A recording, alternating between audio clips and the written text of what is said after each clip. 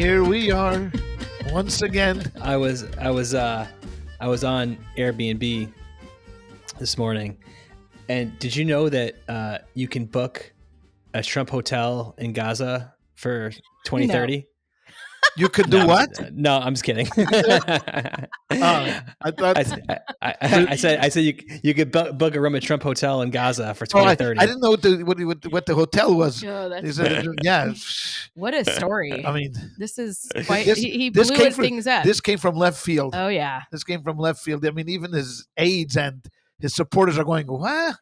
Do you think? I mean, not to get political because we're not going to talk about politics, but I just have one question. Like, do you think he thought of it before, or it was just like at the moment? No, I think he thought of it because he had mentioned it beforehand. Right. He did mention it once before. So I think he did think of it, thinking, "Hey, why not? If he can if he can set up like a resort area in Gaza, and people will come and pay big bucks to come there. Why not? Why not have Saudis and the Jordanians, take the people." And then just rebuild it. It's this is gonna be a weird analogy, but a few years ago I read this book called The Idea Lab, and it's the history of Bell Laboratories, and it's basically from, I forget the exact dates, something like 1930 to 1970. They basically invented everything. I mean, it's it's unbelievable what they invented. But most of the inventions, it wasn't, I should say most, a lot of the inventions, they weren't sitting around figuring out how to solve a specific problem. Right. They were just saying, maybe we could do something like this.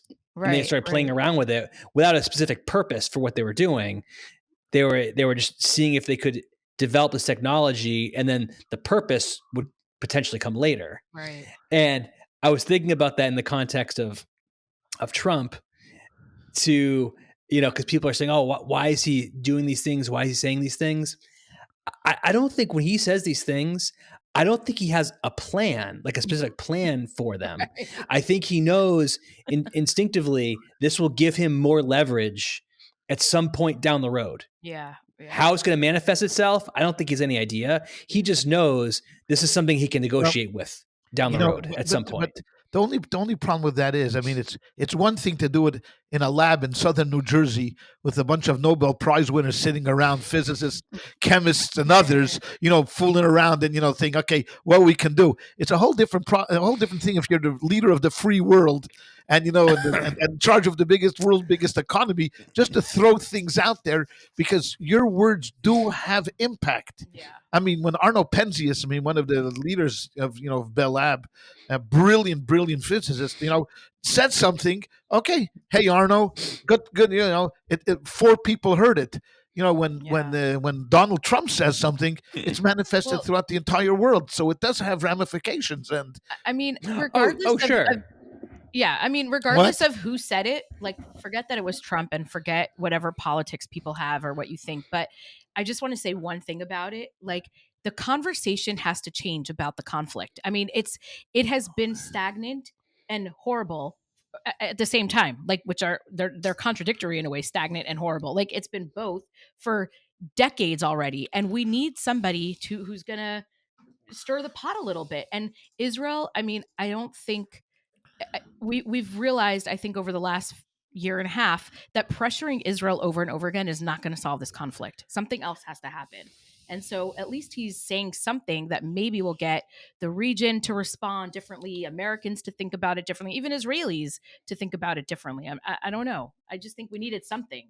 So I mean, clearly what the world has been trying to do for the past 80 years has not worked. Correct. No, clearly. I think everyone could agree upon that. Correct. Yeah. So it's anyway. I would like us to do a series on Zionism in Israel. I think we haven't really touched on it much, and I don't want to do it about politics, but I think it would be good for our listeners and even for me and us to do an overview of the history of Israel, because there's a lot to.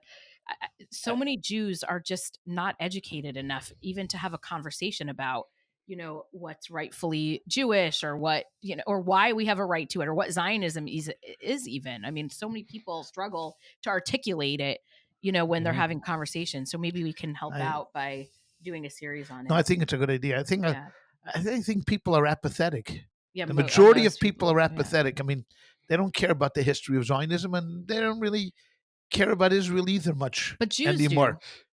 Yes, Jews do. Yeah. Jews do.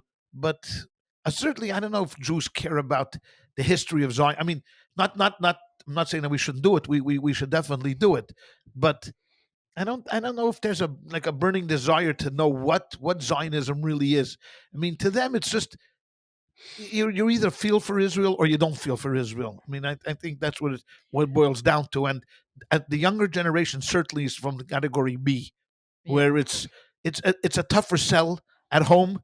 It's Israel is not as committed to. They're not committed to Israel as my generation is. Your generation still a lot, but I think your children's generation. I don't think the majority of kids care about it. I think you're right to a degree, but at the end of the day, Israel still dominates the news, and Trump is in office for 2 weeks. The first foreign dignitary that he's hosting is the Prime Minister of Israel. Right. So it's true that people are apathetic, but everyone talks about Israel. It's in the national consciousness, and I think that we've done a really bad job as a Jewish community of giving quality education around this issue. And I know so many adult Jews my age in their 40s who cannot articulate one thought about Israel without it being a propaganda line that they saw on Instagram. And we have to give people the tools to be able to talk about it. I just feel, even today I could end with this, but like today I was having a conversation with someone who's not Jewish, who's an administrator at the university I work at. And we were talking about this thing and she was obviously appalled at what happened yesterday. And I said, it's really interesting because how many Ukrainians were pushed into Europe, how many did Poland take? How many Ukrainian refugees? How many went into different countries around the EU? How about Syrians? How many Syrians are, and she was like, oh, I never, ever, ever thought about that. I'm like, yeah, because we've always had a special place for the Palestinian issue. I think just simple conversation and knowledge helps. So that's my pitch. They have an easier time telling their story. Being a victim. I'm just in general. Right. I'm not disagreeing with you. Just in general, a victim story is much more compelling than a colonizer's story. Yeah, but we're the ultimate victims. So you can't play that card anymore. Not when you have air superiority. Hold my and beer. Israel has nuclear weapons, and hold my beer. They just killed 44,000 wherever, I don't know, Gazans. It's a much tougher sell that we're victims. We're the victims. It's like that girl from I'll never get it out of my head, from Columbia University. We're on a hunger strike. Oh yeah, we're on a hunger strike, but please give us water. There's no water here. They cut off the water supply. You fat. They wanted humanitarian aid. Hey, humanitarian aid. Please send water. She's now a professor at Columbia. That girl? Yeah, that girl is a professor. Do you know what her name is? What was her name? I don't remember. Joanna King-Slutsky. Oh my God. Yeah. Her last name was King-Slutsky. Wow. Yeah. Okay. Wow. If you're I love that you know that. That's if you're a parent writing a check to Columbia University and she's your kid's professor, I would demand a refund. I know. Anyway, victimhood slides right into our topic. Good transition. Today, actually. Yes. Good transition. Yes.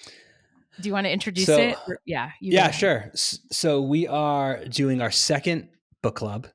And this week we'll be talking about the novel Frankenstein by Mary Shelley. And I think when I first, let's start off with this.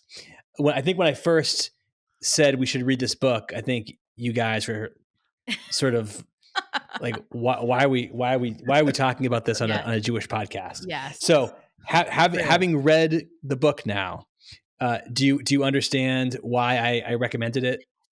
Yes. I read the book. I told my father not to read it because we like to keep him in suspense. Okay. And we'll clue him in. I know the story. Yeah. You know the story. We'll clue you in along the way, but I did read it. I have lots of notes actually. And I absolutely know why you said it, because I always thought of Frankenstein as just a horror novel about a monster, and it's so much more. I mean, there are so many concepts in there about humans and even religious and spirituality and the purpose of life and meaning, and it's an incredible book. I was really, thank you for recommending it because I really enjoyed it. So Good. I'm not Okay. going to I trust just you next time, but this time, I read the introduction to it. I got to be Yeah. amazed at the author. I mean, what was going Yeah. on in her family and I know. the times there. Mm. Yeah, it's incredible. It's crazy. Yeah, I mean, yeah. how they had even time to write. These people were always so Yeah. busy I know. being busy, Yeah, but they had nothing else you going know. on. But Yeah, and they wrote. exactly. But you know, I was trying to like envision her writing, Yeah. and it wasn't like, you know, like thinking like a writer's block, like she writes 3 sentences and then takes a walk around the block and 3 more No. sentences. She just sat down and wrote. Right. I mean, Right. and just like a stream of conscience, Yeah. you know, that's an incredible talent Yeah. to be able to do that. I mean, Yeah. you know, just having a story was in her head, Yeah. and boom, is a book. Yeah. And you know, and her other books also she wrote in a pretty short time. Yeah. You know, like, "See it, mate? Here, have a good day." Well, she wasn't distracted by Instagram and Twitter and, you know. Yeah, but This even is people true. that My even, book is here. I just Yeah. can't get it out because I'm so busy checking my WhatsApp. yeah, Exactly. but even people that write that are not Yeah, that are concentrating. Yeah. You know, write a paragraph, a couple of paragraphs, a page. Yeah. Then you're gonna it's go for a true. coffee, It's true. think it through. What the next step is. She She did it. wow. It's true. Okay. How do we want to do So, this? Let me give an overview of the story. yeah, all right. Yeah. All right. Do you want to do it, or you want me to do it? I'll start, and you can like correct me, I guess, because I'll probably forget. Okay. I'll forget stuff. Okay. Okay. It's also very fresh in my head, so hopefully I'll do justice to the story. But All right. basically, the book is about a brother writing a series of letters to his sister, telling his sister about this adventure that he's on. He was, and this is a part of the book that I want to talk about, where he's describing his loneliness. He's searching for a friend, and this is the very beginning of the book. And he goes on this expedition to the North Pole or whatever, and he meets a guy there who looks like he was found in the wilderness, and he befriends him. And so he's writing the story about that friend to his sister. And the story goes basically in a nutshell. This guy, his name is Frankenstein. I forgot his Victor Frankenstein. Victor, yep. Right? And he was like a scientist type of person, very educated.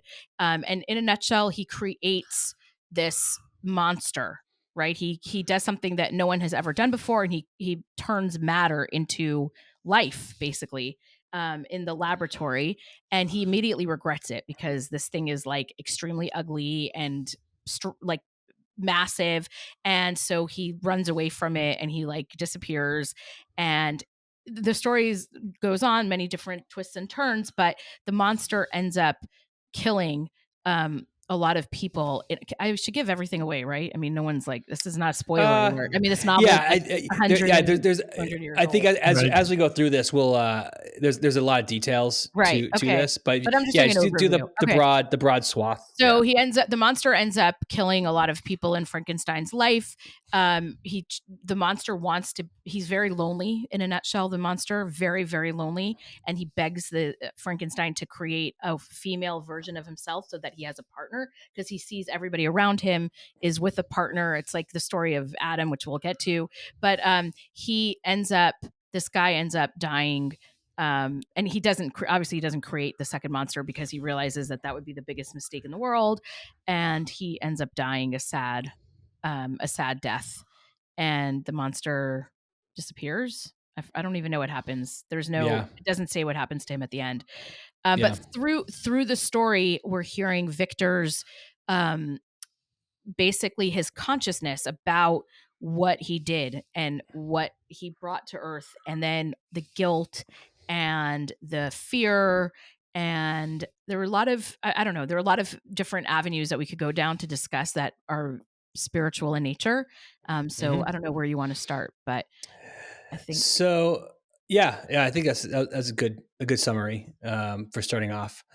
So I think there's three main themes that I kind of captured in the in the story. Okay. that I think are worth discussing. I think you have some others, but there's one really important aspect of the story that is critical to point out, that I think anyone who hasn't read the book and has only interacted with Frankenstein in pop culture, Yeah. there's a really important aspect that is commonly misrepresented in pop culture.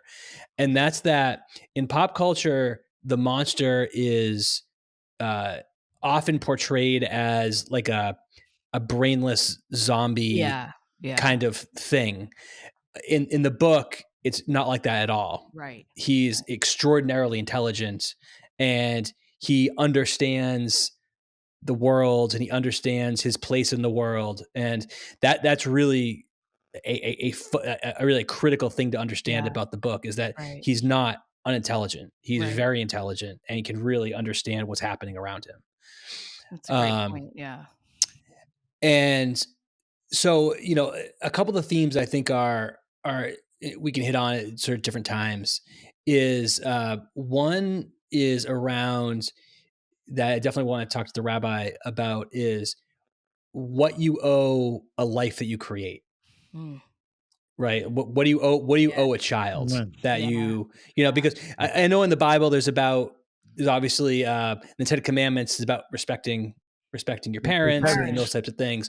But what does Judaism say about the reverse of that? About Mm. Yeah. what does a That's a parent good one. owe his children, or his or her children? Yeah. Right.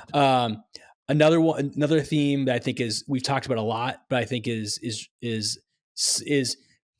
maybe I thought the central theme of the book is the idea of belonging, Yes. and having Yeah. community. Yes. Absolutely. Um, There's so and the many last, things. There's that comes up so oh yeah, often. Yeah. We should talk yeah, about that. Yeah. yeah. And the last one that I made note of is the desire for forbidden knowledge. Right.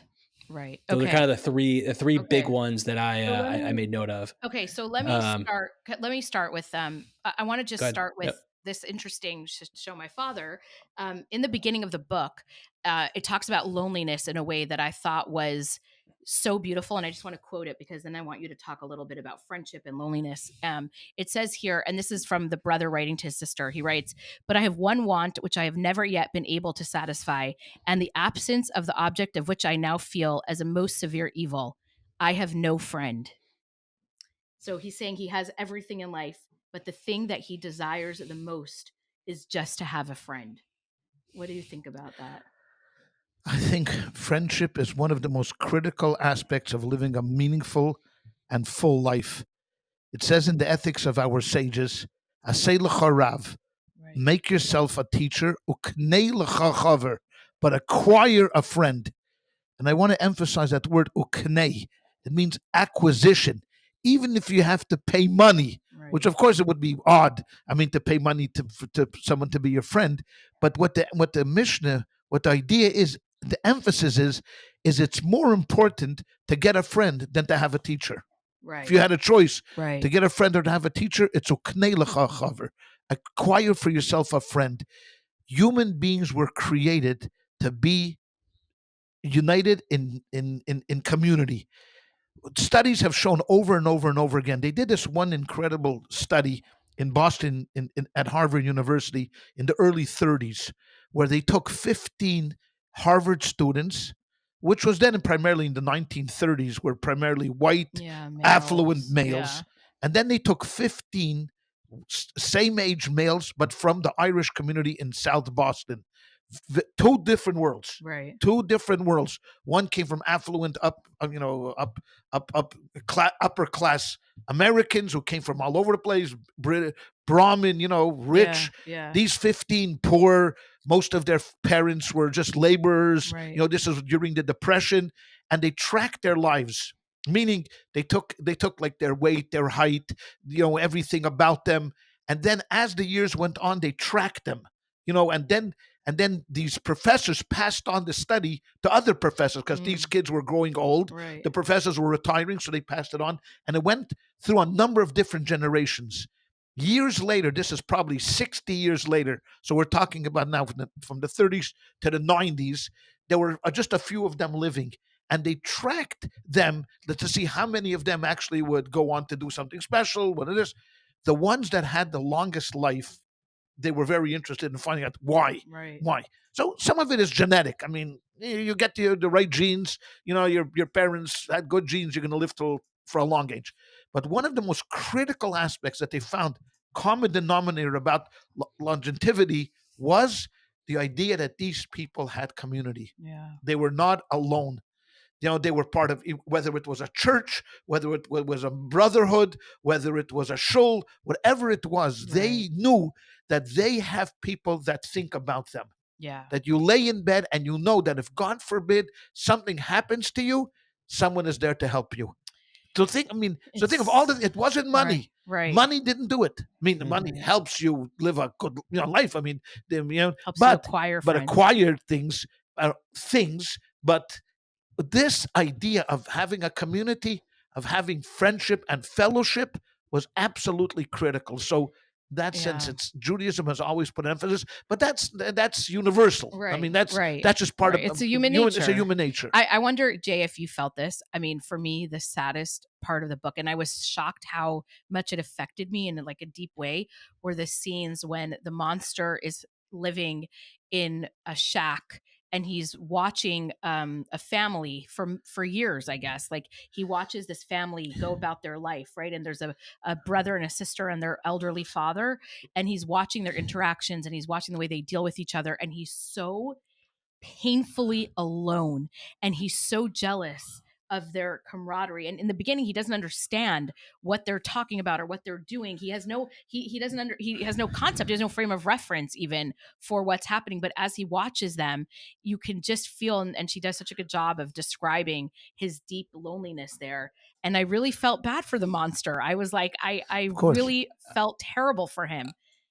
And do you feel that? I mean, yeah. I mean, to me, it's funny because the way you described the book was about sort of, was about him going around killing all of Frankenstein's friends.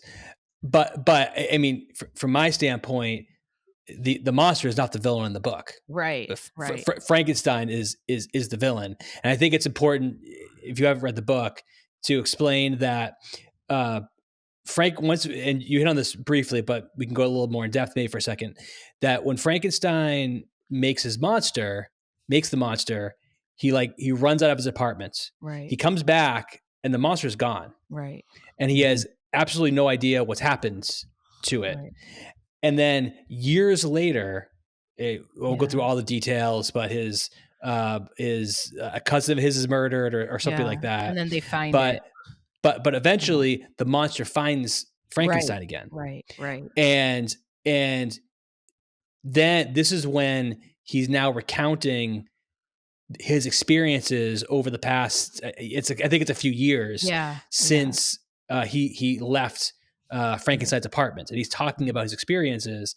And actually, so he goes, he makes his way to this village, and to what ChayaLeah said, he's living in this shack in the woods.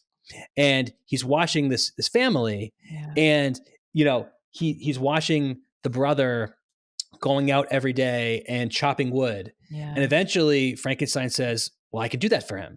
Right. So the monster chops the wood for the son. Right. And then he comes out one day and all his wood stacked up, and he's like, where does wood comes from? So so Frankenstein is a good being. He's trying, right. And to your point, ChayaLeah, I have a bunch of quotes because there's so many phenomenal lines here. But one of the things he writes about when he's watching the family, because one of the revelations he along with learning language and learning about the world, he starts to understand the concept of family. And as he's watching the family, he says, but where were my friends and relations? Yeah. No father had watched my infant days. No mother had blessed me with her smiles and caresses. Or if they had, all my past life was now a blot, a blind vacancy in which I distinguished nothing.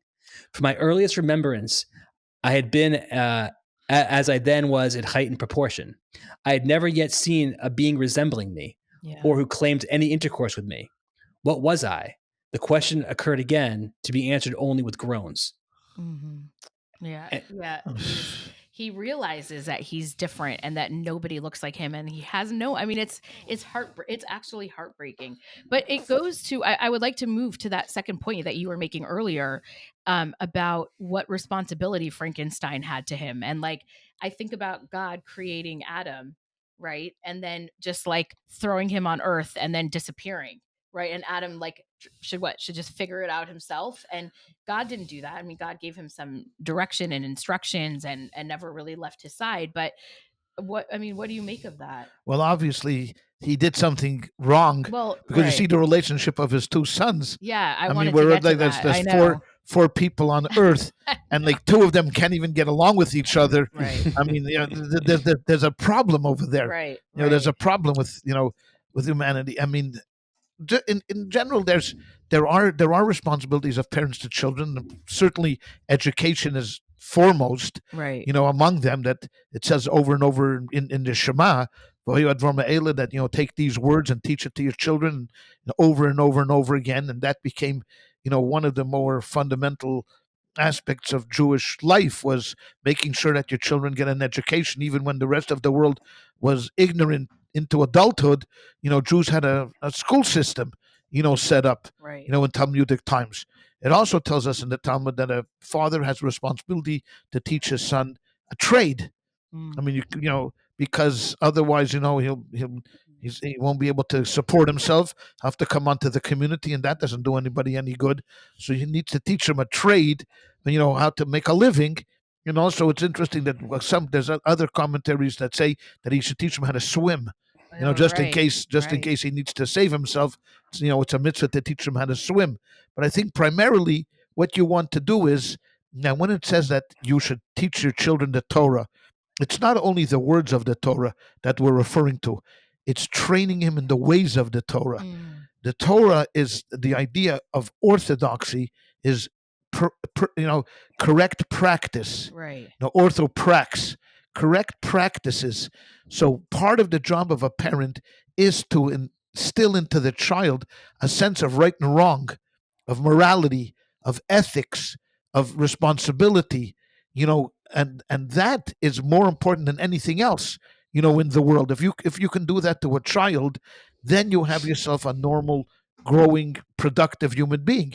If you fail in that aspect and you let them run wild, I always give the example that when my children go out to eat at friends' homes or whatever, I say, please do me one favor. At the end of the meal, clean up your, You because always I told don't us. I don't Yes. want them to think you're orphans, because all right, like, okay, fine, yeah, they don't have any parents, so they don't know any better. They let the lady clean up after them. They don't know how to do that. So that's part of the parental responsibility of how to bring up and educate a moral, besides just putting on tefillin and eating kosher, and keeping Shabbos, which is very important. You also have to be a good person, a caring person, a respectful person, someone that's dedicated to doing the right thing, So what happens when a child does something terrible? They commit a school shooting, or I'm talking like really heinous, right? Like they raped someone or something happens that's terrible. What role does a parent have to play in that? I mean, is the job of the parent, I'm sorry, I'm setting it up for you, but like, is the job of the parent to support their child through whatever is going to happen to them? Or can a parent just say like, I wipe my hands clean of this person? So here's where a situation arises. What is this person? Yeah. Is this person a bad person that has some good traits, or is this a good person that did a horrible thing? You have to answer that question. If you're a parent that believes that you have a good child but did a horrible thing, you're going to support them because you'll be able to separate the sin from the sinner. Right. I mean, the thing was bad.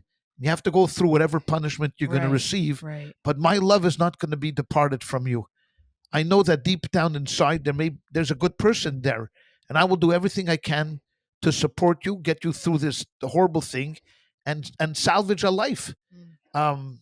look, it's very, you when you take a school shooting, I Right. mean, it's very difficult to justify that. First of all, the terrible humiliation for the parents. Yeah. I mean, imagine what you're a Right. pariah now in Right. your own community. Right. Doesn't matter who you are and how much you have and what your Right. job is. You are now a pariah in the community. So first of all, the humiliation of the parents. I mean, I can't even imagine. Right. What it. Well, and sometimes the What it's parents like. bear some responsibility Yeah, too. that's a different That's a story. different That's story. a whole Yeah. different story where Yeah. you buy the kid a gun, Right. and Right. at the same time you're But- buying him medication for his bipolarism. Right. Okay, Right. so nice, thank you very much. But if you're not, if you missed all the signs, you missed all the signs. There's tremendous amount of humiliation, and add that a tremendous amount of guilt. Yeah. That whether you bought him the guns or you didn't buy him the guns, whether you locked them up and he got them, whatever the circumstances are, That's the parents are devastated. I mean, their Right. lives are over. I mean, their lives are never And going to be you the see same. Frankenstein going through that, the doctor, because he created this thing that has now killed innocent people, including his brother and his wife. And I mean, he's so devastated by what he's brought into the world, but he didn't take responsibility for it. It's not even like he gave it a chance to do anything. And I'll just say this and then I'll let you talk. But like, one thing this book did for me, like the other day, there was a story on the news. I was just casually watching, and it was about a boy who he murdered two people, 16 years old, and he was in court. It was his court appearance. It was on the news that the boy, he was this big kid. He looked a little bit like my son Shimshin in a way, and I couldn't wait. He broke down crying in court because they denied him bail, and so he's not leaving jail, and he's going to stay in jail.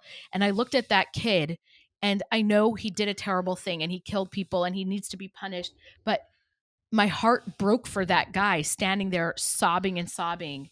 And I just thought about the monster in the book. Like, who knows what this kid has been through in his life? Does he have parents that educated him properly, that gave him the love that he needed to bring him into being a normal adult, to understand what his actions were? Like, I don't know. It makes me really think a lot about that. You see, what's interesting is the monster. It's portrayed as a non-monster. Right. If he was just a Right. monster, we wouldn't care about him. Right. And if he just went and right. Frankenstein created a monster Yeah. and he went around and he just killed Right. people, who cares Right, about we'd him? be happy. Who would be Right. who cares about him? But he's not. The way the book portrays him and the way you're describing him is what he really created was a consciousness. Yeah. He didn't create Yeah. just a human being. Yeah. He created a consciousness which only human beings have. You see, animals don't have that. Right. A lion doesn't sit down and say, "Hey, you know what? I'm going to make a moral decision. Let me kidnap this zebra. Hold Right. him hostage for 7 or 8 weeks. While we think of what we're going to do with him." Yeah. A lion goes out there, kills the zebra because he's hungry, and his children are Right. hungry. Her Right. children are hungry. Here, what he did was he created a consciousness that is beyond. Yeah. That's beyond, which only really God can do. I mean, Right. no one else is able Right. to do that. So that's where the interesting part comes in, because there's such a paradox Yeah. in this being, because the Yeah. story is reflected also a century earlier. I think she wrote it in the 17th century. In the 16th century, the Morale of Prague, Rabbi Yehud Alawi Yes. created a golem. A golem is a term that means a matter. Golem just means matter, but he's a simpleton. You see, Right. he through this divine name that he had, God's divine name, and he built him he built him out of Clay. clay and all that, and he put the divine name in his mouth, and he got up. He gave him life, but he did not give him consciousness. Right. The golem never thought about himself Yes. outside of what he was. Yeah. I mean, and that's why he had to destroy him, Right. because he knew no boundaries. One day he told them, "Please do me a favor, go down. It's before Shabbos. Bring us fish." All day he brought fish. Right. So the morale had fish enough for 100 years. One day Right. she asked him, bring some water, and the guy flooded the house Right. because he had no concept of Right. really Right. of limitations. He was just someone that was imbued with this incredible insight, like Yeah. a prophecy, where they were threatening the Jews and then persecuting the Jews with blood libels, accusation of blood libels. He was able to go out there and find the evidence. He had this ability Yeah. magical ability to do that. But other than that, the golem never sat around thinking of himself, "Oh, I'm a golem. Maybe I should go to Right. school to become no golem." Maybe I should educate myself. Everybody in town says, "Hey, there goes the idiot." Maybe I should actually go to school and get a degree and show you who's the idiot. By teaching you calculus. When I'll come back. So it was an easier way. So when the morale had to get rid of him because he just he just took out the name and he was gone. But there was no feeling. There was no feeling of camaraderie to this. I call it a thing. There's no camaraderie to this thing. He was just like a robot. If you're gonna, here they added this dimension of consciousness. He did have consciousness. Yeah, and I think it's also one other thing. I think that I don't know if you noticed this, ChayaLeah. It's only mentioned in a couple places, but one of the things that even damns Frankenstein even more is he references several times in the book about how wonderful his childhood was. Yeah, I know. His mother. He talks about his mother, and he says, "No youth could have passed more happily than mine." Yeah, and such was our domestic circle from which care and pain seemed forever banished. Yeah, and so he knew what a happy family looked like, and that involved having parents who were involved in their child's lives. And even with that context, knowing that, he still couldn't bring himself to care for the being he brought into the world. Yeah. It's kind of reminds me of responsibilities of issues, things that I'm not going to talk about human life because no one's ever been able to do that. Right. But we as human beings have created things that get out of our control. Like World War II, we were fighting a terrible war against the Japanese and against the Germans. Both sides were rushing towards creating an atomic bomb. That's a game changer. That an atomic bomb is a game changer. Americans came to it first. We dropped two on the Japanese. And everybody in the scientific world mourned, not because of the death of the Japanese. That's the side part. But now we unleashed something that we cannot control. We unleashed a Frankenstein that we will never be able to control. Yeah. It's going to fall into someone else's hands, as it did to the Russians, the Chinese. I think the Germans probably have atomic weapons. British, Pakistani, India, Israel, some others. And this is the same thing that human beings have been faced, for a long time, more recently because of the scientific and the technological things that we can't control. But this has been a question for a long time. It does make me wonder and worry about where we're headed in terms of like lab babies or, creating life in a lab. I don't mean like what people do for IVF, but I mean like truly creating life, which I don't know if we'll ever be able to, but it could be some form of life, and I worry about that because I think it is pretty clear that human beings, like, we suck. I mean, we're not great. I mean, we're good in a lot of ways, but there's a lot of problems with humanity. And I think about God, like, creating man, and I mean, he regretting probably hated us too. And regretting that's it. what I'm saying. He probably hated us. He regretted it. Yeah. And that's why he brought the flood. Right. He took them all out. I mean, and even after that, the parsha this week about, the Jews leaving Egypt. And you read this parsha and you're like, these people suck. Yeah. I mean, they're just complaining every step of the way. They're complaining about God, and it's like, oh my God, how did God not flood them out again? But it's really like our children, right? Like, you love your children deeply. They also frustrate and annoy you deeply, and you have to try to, like, remember that they're part of your I mean, I that's what I do, at least when I'm frustrated with my kids. Like, they're mine. I mean, I bear full responsibility for their existence, and I think God does the same to us. No, that's part of humanity. I mean, no one is perfect. People are going to make mistakes. Most of the people who make mistakes you don't care about because you don't care about most people. Not. I'm not just talking about you, but in general. Right. I mean, if you think about the 8 billion people here on Earth, how many people do I really care about? 0.00000, 1% of the people. Mm-hmm. But the people that we do care about, they're always going to disappoint us. They're going to bring us joy. Right. They'll bring us frustrations. We'll be sad. We'll be happy. but that's part of the human experience. I mean, Mm-hmm. you can't get around that. I mean, Mm-hmm. that's God created us, and he gave us certain qualities and certain drives, and now he expects us to be able to control them. And for a lot of us, it's very difficult. Right. I mean, we don't eat well, we don't drink well, we don't gamble well, we Mm-hmm. don't do drugs well, Yeah. we're not nice to each other. But that's not a condemnation on the human race. I mean, No, because of course. That's who we there are are. times when we are great. Right. There are That's who we times are. when we go out of our way and we'll help strangers, and we'll fly halfway around the world to save. And when there's a tragedy, we'll rally around. And so there are great things to human beings, and there are crappy things to human beings. You just hope that the good things outweigh the crappy things in your life. Yeah. Yeah. You mentioned before about the search for knowledge. Because I was thinking about that also. Like, So, yeah, what were you before we get there? Yeah. Let me. I just want to hit on one thing because it kind of ties into this. It's if to anyone out there who hasn't read the book, it's worth the price of admission just to get to the section where the monster meets Frankenstein.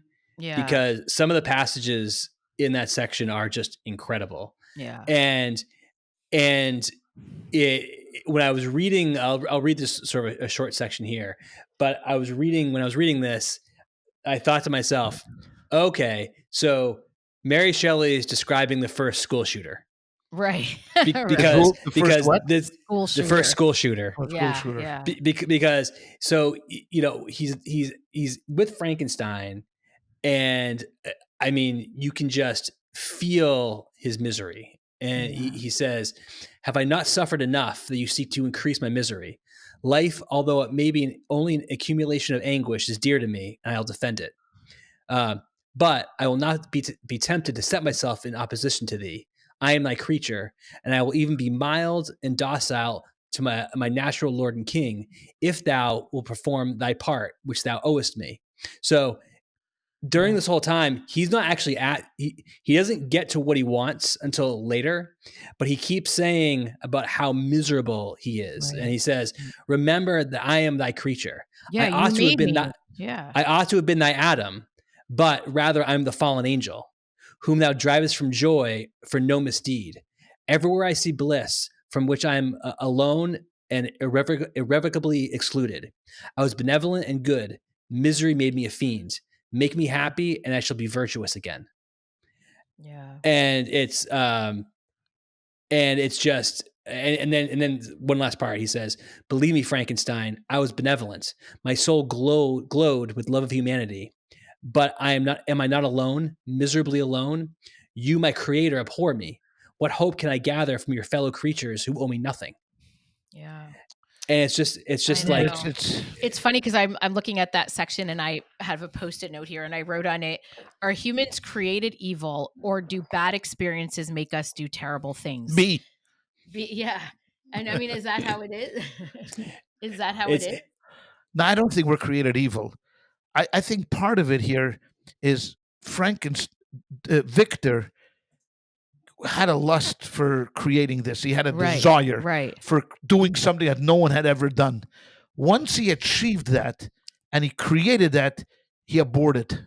Yeah. He aborted. Yeah. Not abort it. He didn't want to abort it, but he abhorred what he had created. Yeah. It was like you have this tremendous desire to.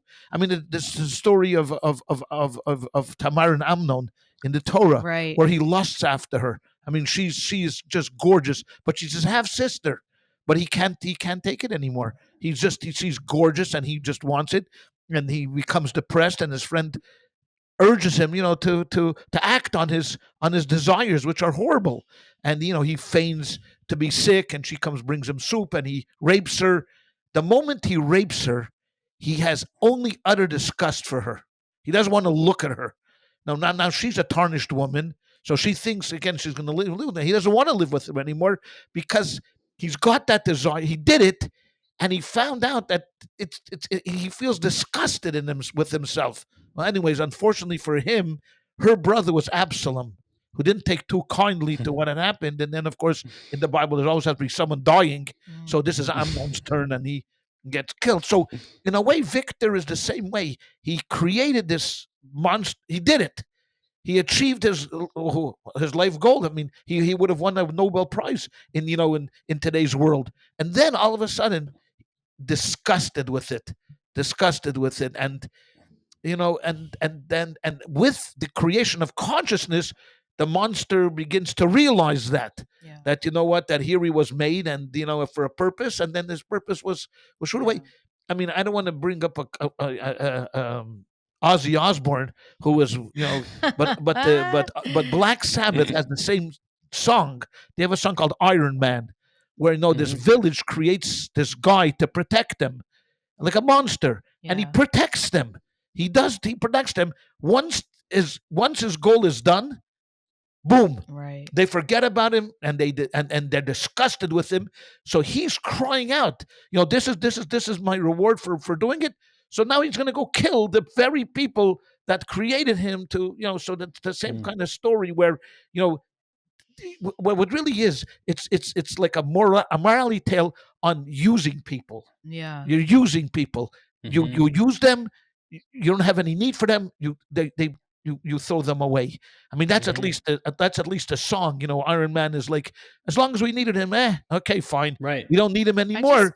I just want to and point. it's such a horrible Horrible. feeling for the created person, for the one that's being taken advantage. You needed me, and now that you fulfilled your desires, I'm nothing to you. It's a horrible feeling. I just want to point out there are not going to be many podcasts where you're going to have a rabbi who can reference the Maharal of Prague, the Rebbe, the Talmud, the Parsha, and Ozzy Osbourne, and the Tanya, and the Kabbalah. So Ozzy's married I'm to a just Jewish saying- woman. I just want to say that's impressive, even for you. And I've heard a lot of your references, but wow, that was a good one. That is impressive. That he did like an autopsy of Iron Man. That's that's very impressive. That's why we have this podcast. Let's be honest, for gems like that. But so when you come back now to the story, what he eventually asked for, and ChayaLeah mentioned this earlier, is that the only thing he wants from Frankenstein is to make another being like him, so he's not alone. Yeah. Well, that's it's so of course sad. it's a story of Genesis. There's a story of Genesis. Yeah. Adam going to everyone, and I mean, I don't want to say the Medrash says, he tried to befriend the animals, and everybody, but it just didn't work. I mean, he didn't find any solace in, hanging out with the kangaroos and the chipmunks and these, until God created woman for him. And then he felt complete. Otherwise, imagine if woman wasn't created and he was destined to be alone, he would have gone into a cave and done the same thing that the monster did. Right. He would have cried out, well, why'd you do this to me? Everybody else is you looked around to all the animals, they have families, they're flourishing. Don't forget that this was in the Garden of Eden, so there was no carnivores. Right. So lions weren't killing, and and there were no lepers, and he would have been alone in a cave. That's exactly the story. You need that companionship. You need someone that that cares about you. It gives you significance, which is something we all crave. We crave for significance. Please don't forget me. Lama azaftani. What does King David write in Psalm 22? Why lama tishkachenu? Why are you forgetting me? I mean, the anguish. I mean, that's of course a famous statement. From Christianity. Why have you forsaken me, Father? Why have you forsaken me? I mean, that is the most horrible feeling that you can have. Like you asked before about the parents of children that have done terrible things. I mean, imagine the child is crying to you, why have you forsaken me? Why have you abandoned me? It's the worst feeling in the world. Yeah. One of the do you want to talk about knowledge now, or do you have something else? Yeah, for sure. Let's do that. So one of the things that we learn out of this book is that when the monster was like unknowing about the world, right? He didn't understand anything. He didn't have language. He was like a newborn baby who didn't really understand anything that was going on. He, there was nothing to worry about. And then he becomes conscious and he starts to read and understand, and he reads books and he learns history and he has all this language now. And all of a sudden he's terribly depressed and alone Sure. and etc. And so, and then does bad things, whatever. So the question I think is like the pursuit of knowledge, like, is it better to just not know everything? Or I don't know. And I want to just make it modern for 1 second, because a lot of what we're talking about, you know, we think to ourselves, oh, it doesn't happen anymore. But people actually are sitting and watching social media all day, similar to the monster sitting in his cave watching the family go on with their lives. So many people are experiencing that from their bedroom, right? Or their desk, and they're watching all these lives go on. And maybe if you don't know about everything out there in the world, maybe if you don't know what's going on, like, you don't have that pain, you don't have that loneliness. What do you think about that? I look, and once I think that's a double-edged sword here. On one side, you want to make it simple. It was much simpler living in a small little shtetl. Yeah. You didn't know what was going on in Paris. You didn't know what was going on in Right. Rome. You didn't know Right. what was going on in London. People were having a great time. People were eating big meals. You were sitting in a small shtetl. You didn't know anything. So life was simpler. So maybe in that sense, people, our happiness quotient maybe went up a little bit because we didn't know what was really going on in the Right. world. On the other hand, jealousy is such a common theme among human beings. It's such an essential theme among human beings that even in a shtetl itself, if you ate goose and I was eating like barley soup every night, Right. I'll be You were very jealous. angry. Right. I'd be jealous. I'd be sitting at my house looking at my next door neighbor, and he's sitting there with his family eating a goose, and me and my family are eating porridge. Right. So you don't have to know what was going on with the Rothschilds in London, or with the Montefiores, in Yeah. London, that were eating, these big meals. But even your next door neighbor that was having Right. chicken on Tuesday, who gets chicken Right. on Tuesday? So jealousy is so much part. So when you talk about standing outside and looking at other people, it starts from day one. Yeah. It's That's almost true. impossible not to get that feeling. I mean, the proof is in the pudding, because if you look at the 10th commandment, it's all about coveting.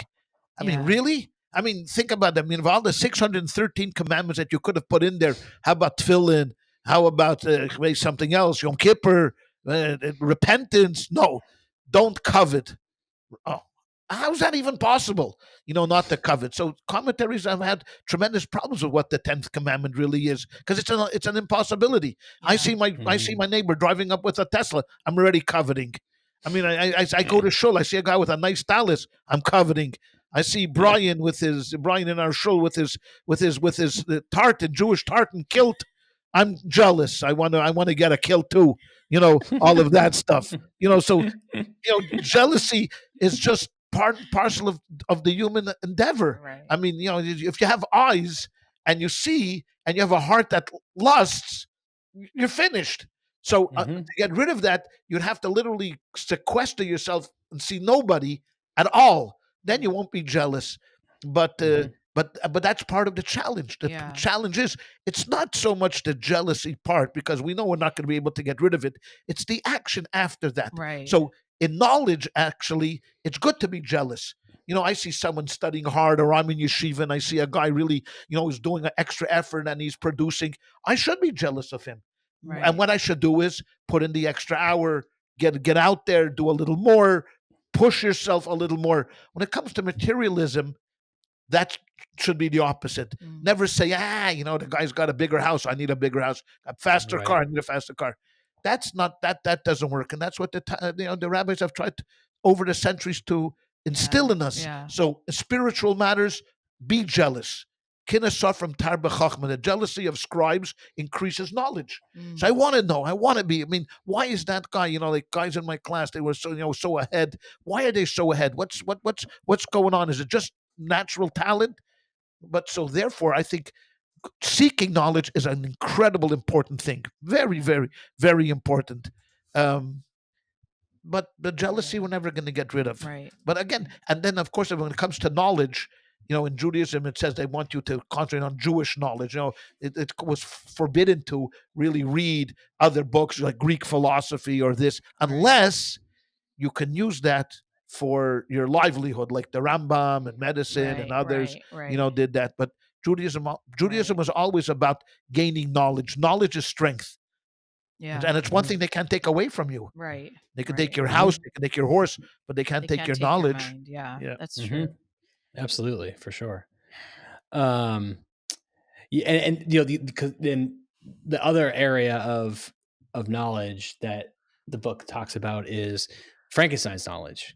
Yeah. Because early in the book, this part wasn't totally clear to me. Maybe at the time it was more of relevant references, but he was studying some scientists that he was really enamored with. And then he goes to university and he meets a professor, and the professor's like, "You've wasted your time. These guys are quacks. I don't know why you've been studying these idiots, but you got to read these other guys." Yeah. And then he meets a different professor who says, "Oh, no, those are good guys. Like, you should keep reading those guys." And it's implied that those are the guys Yeah. who educates him on how to make the monster. Right. It's forbidden knowledge. Right. It's the forbidden knowledge. Right. Exactly. And it's I think an important aspect of the book is that he does interact with that first professor, Yeah. who tells him this is not the way to go. Right. Right. So he knows, he's been alerted to the fact that this is not the way to go. Yeah. But he goes there anyway. So he knows that this is not the right thing to do. This is Kabbalah. Yeah. This is the story of Kabbalah. Kabbalah was always studied by very few people because it was considered dangerous. Very, very dangerous. Why was it considered dangerous? Because people had belief that since Kabbalah embraces this idea that through certain words and incantations the world was created. So God used a system of like, for example, the life force of a rock is Even, Aleph, Vet, and Nun. Those three letters together create a rock. Shulchan, you take the four letters, create a table. Nefesh is a soul. So God actually, according to Kabbalah, had a system of how to create through these 22 Hebrew letters, in many, very different variations, and that's how the world. So theoretically, if you were to somehow learn that method, of what God did, you can control. Right. You can control. You can be God. You can be God. Yeah. So if I knew how to rearrange Even into Ben, Beis Ayinun, I would change the rock into a sun. Right. S-O-N, not S-U-N, S-O-N, into a sun. So that became very, very dangerous. I mean, think about that. Yeah. You can put a hex on people you don't like. You can change things in the world. All of that thing. I mean, so it was considered very dangerous. Kabbalah. So they forbid it until you were 40 years old and you were sound mind, and only then they would teach it to you. Lest the other, of course, is that you give God anthropomorphic qualities and descriptions. So God has ears and eyes and this, and there's attributes to him and emanations from him. So he's all different parts and parcels of pieces of God, which is, of course, totally contrary to our belief that God is a unit and there's unity in God and there's no duality in God. But Kabbalah says, but look. So you have to understand what that means. So it became very dangerous. But as soon as you put the word dangerous on it, believe me, everyone's running to it. Right. The moment you ban a book, everyone's buying that book. Yeah. Everyone's buying that book. It's interesting that you went to Kabbalah, because when I think about forbidden knowledge, I feel like I think about other religions, or I think about satanic. I remember you once screaming at me Satanic Bible. As a teenager. I'll never forget. I was reading some stupid romance novel, and you grabbed it out of my hands and you said, "I would rather you be reading the Satanic Bible than reading this garbage." I remember that. I must have been like, I don't know, 12 or 13, but it stuck with me. So I'm just saying, but it's interesting because I never thought really about Kabbalah in that way, because I'm thinking, yeah, I think you're right. I mean, taking on like godly or trying to think that you're like God is dangerous on many different levels. But so is, like venturing into areas that might be dangerous for yourself in other ways, right? Yeah, sure. Like there's of course. other ways of forbidden knowledge. Yeah. Like, I wouldn't suggest people read like the book of Scientology. Right. Have book. Right. I mean, it's not necessary. What for? Yeah. You're not going to gain. L. Ron Hubbard is not going to make you any better. Right. Right. Stupid. You should be glad to know that your lesson's stuck, and ChayaLeah has never read Another romance novel. in her entire life. So Wow. good work, Rabbi. Wow. Thanks. No, actually, whatever. I'm not going to get into that. But okay, I have another question actually from the book. That's kind of to end off kind of on a heavy note, unless you have more. But part of the story, I think, is Frankenstein living in this reality, especially towards the end of the story, where he's really suffering. He's alone. He's trying to figure out where the monster is. He's running away. He doesn't know where his family, everyone's dead. And I think he has this sense that the suffering he's experiencing is almost like a penance for what he did, or at least he deserves it, right? He deserves to suffer because of what he did. Does Judaism believe that suffering is a penance? It's a very good question. Excellent question. The short answer is yes. Oh. Yes. We know that there are rules and regulations, and there are reward and punishment. Maimonides puts this down as a central theme within Judaism, that we need to believe that man has free choice, and because we have free choice, there's going to be reward for the good things that we do and a punishment for the bad things that we do. Right. So the Talmud goes through a number of different scenarios. Like, for example, if you forget to daven mincha, which is what we would call a minor, not to make mincha minor, but right. It's a positive right. It's a positive commandment that you omitted. Right. Now, you're never going to be able to get credit for doing that. But if you make a conscious decision to really to repent and to say to yourself, hey, you know what, I'm never going to do this again. I'm sorry that I did it before. I'm taking upon myself. You're forgiven. Those are you're going to be forgiven. No harm, no foul. But it has to be authentic, of course, and you have to mean it. Other sins are not so easy. Other sins you have to wait for Yom Kippur to be forgiven. Right. Day of Atonement to be forgiven. That's a second level.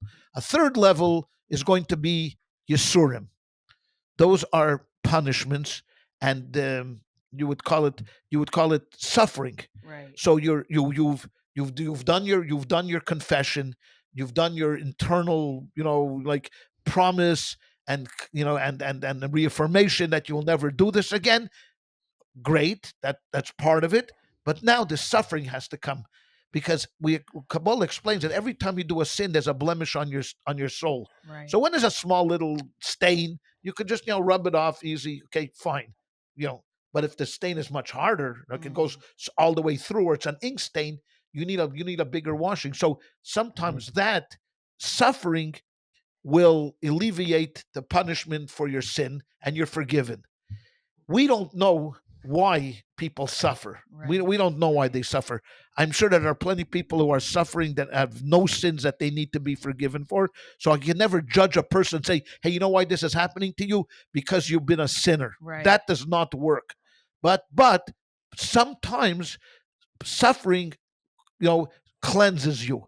There are others, even a level lower, that only death will is sufficient. Right. And then we go even further, that even after death there is this thing called Gehenna, hell, or whatever. That's going to be for another topic. Yeah, but certainly, what your question is, can suffering be an atonement? The answer is yes. But we at the outside can never condemn anyone by saying your suffering is due to the fact that you are not a good person, because only God has an accounting for this. Could we think about it for ourselves or no? Yes, you could think about it. Like, I couldn't find parking. Yes. Like, I literally could not find parking today on campus. Wait, listen, no. I literally could not This is where we go parking. off the rails. No, yeah, you couldn't find parking. I have a question. Okay. I could not find parking, and I was super late. I was driving around, and in my head, I this is what I thought. I'm like, I did not say brachas this morning, okay? Because I am very careful. Every morning I say all the morning blessings. It's like a one prayer thing that I actually do. This morning I had a very hard day. I was rushing. I didn't do it. And that was what the thought that came into my head, that I'm being punished for not saying breakfast in the morning by me not finding parking. Is that a normal, no. Is that a normal Jewish thought to have? No. Okay. But it could be. I'm not saying. I don't know. I mean, you have to. So ask now I have a serious question. You have to ask the accountant. It's kind of a meek punishment for not saying the brachas. I mean, driving around 2 minutes, you don't know. not fine. But yeah. Not 2 minutes. Okay. Okay. So, okay. So here's a serious question. So when you talk about suffering or repentance, do you mean spiritual or an emotional suffering, or has there ever been in Judaism like an equivalent of like the flagellants in Christianity? No. Okay. There's been lashes. There's been a punishment of lashes. Right. Then in But the Torah not says not self, self-flagellators though. not self. Yeah, okay. Then Yeah. as a punishment, one of the punishment is if you do something wrong, you get 39 lashes. If you can't, if the court ascertains that you can't take 39, it'll kill you. They give you 29 or 19. In my case, 9. Right. But not self. Not self-afflicted. Not self-afflicted. But what I'm talking about suffering, no, I'm talking about in a physical sense. I mean, real suffering. I mean, losing a job or getting into a bad accident or something like that. That kind of suffering. Yeah. But again, I'm just gonna say that we can't judge that. Just because someone got into a bad accident is no reason to say, well, it must have been because he sinned. But up there in heaven, they have an accounting system, and sometimes they do they act on it, and sometimes they don't act on it. The many times you have done a sin, but there's merit on your score sheet. So could forget about it. We'll just wipe it out, or maybe someone prayed for you, and then that was alleviated. Anyways, could be. Yes. I'm just so sorry. Okay. Is there anything? I think we've. There was one thing I wanted to bring up very quickly. Okay. That I thought was I wanted to get your thoughts on. So Mary Shelley's mother last name was Wollstonecraft, and she was considered to be one of the very early feminists, right? And wrote about she was a feminism philosopher, yeah, right. That I read. And now she died very soon after Mary was born, right. But Mary still had her writings, and still knew what her mother's philosophy was. So I think one of the interesting things I was thinking about with this book was the fact that it would have been very progressive to make the scientist a woman. Yeah. Right. But she made it a man. And I thought that it made it much more realistic. Because I think if Frankenstein had been a woman, if it had been Victoria Frankenstein, I think it would have been much harder to accept her abandoning her creation than a man abandoning him. That's so sad. But also, I think it's true. I think it's true. I think it's true. It is true. Mothers have a harder time. But I think that's because I can finish up. Okay. But I was just going to say that I think there's also an element to it that women are creators the way God is. I mean, in a sense, right? Women carry life and birth life and feed life. Like there's something that's very unique to women. And so it makes it much harder for a woman to abandon her child the way a man might do. Right. It's unnatural. Yeah. Absolutely. Exactly. No, I think that's a really good point. But also I had a question about the science of it, because how would he have made a female version? I was dying for that to happen, but it never describes how he made a female version of the monster. Like, what does that mean? Is that like, is it a different body parts, or was there something innate about the creature that now we're going that whole other road. Like how anatomically correct was the monster? It would be a monster that identified as a woman. Right. I know. But that's what I was kind of curious. And then Trump would be elected and say, you're not a woman. Sorry, it's two men. That's it. End of discussion. Yeah. No, but it was an interesting question to me. Like, what is the monster craving about closeness with another monster, right? Was it a physical closeness, or was it a more emotional and spiritual? And so then what does a woman, I think it's an interesting question about like, what would he have put into her? How would he have created her differently? Well, let me ask you a question. Created the first monster. Can men and women be friends? This is a question Hollywood has been asking for 100 years. Yeah. Can men and women just be friends? Yes. I mean, you have 100 movies like that, right? Just Yeah. platonic friends Well, and not expect anything from no, each but other. religious communities say no. I mean, I think No, I No, no, no. know. I'm not the talking about rabbis say no. I'm not talking about a religious community. I'm just talking about Yeah. in general in society. This question keeps coming over Right. and over again. Can we be just friends, hang out together, have a good time together, and not have any of this tension that we have to take our friendship to the next level? I mean, without any tension whatsoever.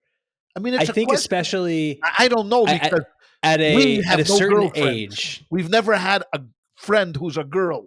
Right. In yeshiva, you had boyfriends, and the next woman that you met is your wife. Right. Okay, so you never had that transition from hey, Right. you want to just go get some pizza and we'll have a beer and just hang out.